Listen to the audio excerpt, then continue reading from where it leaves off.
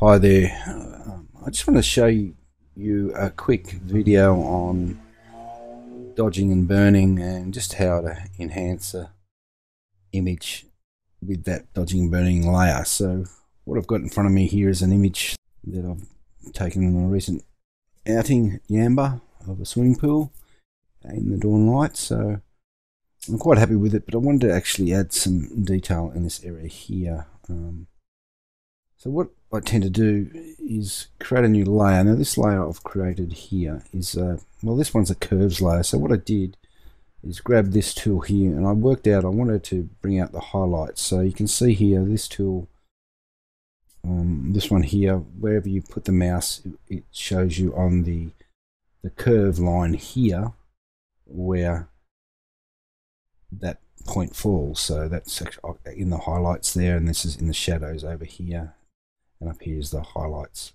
So these are sort of the midtones here. So if I raise them, you can see here there's white up here and black here. If I raise them, I'm actually turning up the picture. So I'll just turn that layer on just so you can see that. So you can see what I'm doing here. I've already painted some in here, but I'll just turn that mask off so you can see what it's doing to the overall image. So if we double click this layer here, we can see what we're doing here. So I didn't want to lighten all the area. I only really lighten the midtones here, so if I accidentally drew a mask in this area, it wouldn't affect it. So I just wanted to really just pump up those tones down here. So that's what the curve layer is doing. It's just boosting that on all layers. It's on all layers, not just RG, which is RGB, not in any particular color. You could boost up reds or boost up greens in any particular order you wanted to, but this just basically changes the lightness of the image in that tone there. So as you can see, on and off, what it does. So what I've got here is a mask.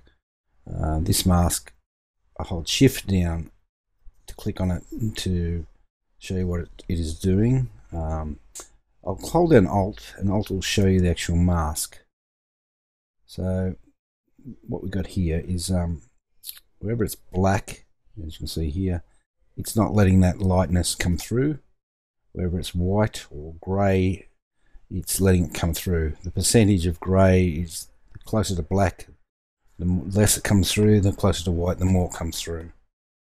So what this, I'm using a graphics tablet here, and I don't work in this mode. I have the layer on here, and you can see what I'm doing is, if I zoom in here, I'm just painting on here with a brush. So I'll go, here it is here. I right click and just make sure it's, sometimes I'd use it a bit harder, and the size, for this size, you know, it's something around here, because I just want to paint on some highlights. The color I'm using, I'm not actually using quite white, I'm using a bit off white. I always, when using colors for masks, I always stay along this edge here.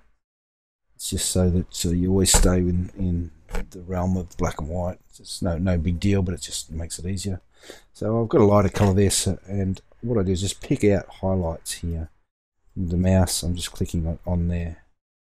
So I use the space bar to scroll through. Some of these are quite, I just wanted to bring out some edges here.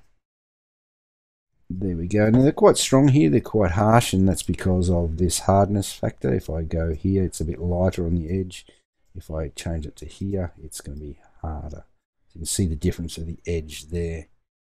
But just Command Z and Command Z don't do those two. So I just fiddle around, just make sure that's on there. You can see the effect it has here. It's quite dramatic here. But what I'll do is, I won't do it to the whole image at the moment, but I'll just selectively blur this area, because I did it quite harshly with harsh edges. So I'll select that area, and I'm on that layer there. I can go into here to probably make it illustrate it better. So I can go up to filter and blur, Gaussian blur. Probably, you know, you can see there 9. That sort of softens it all off. So if I just deselect that mask, you can see what it's done. So it's made it not as sharp as it was. So can we go back? I'll just turn that on and off. So, and there it was there.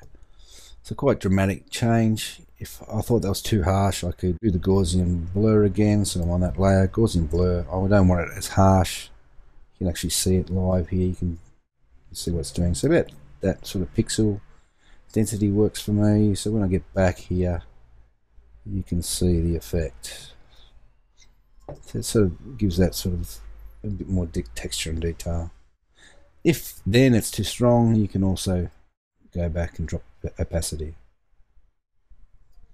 So that's just what I do sometimes to kick in a bit of highlight individually into the foreground, mostly just to add a bit of interest, especially with the light hitting this image in that way, just to give a bit of detail in the corner here and take you into the image.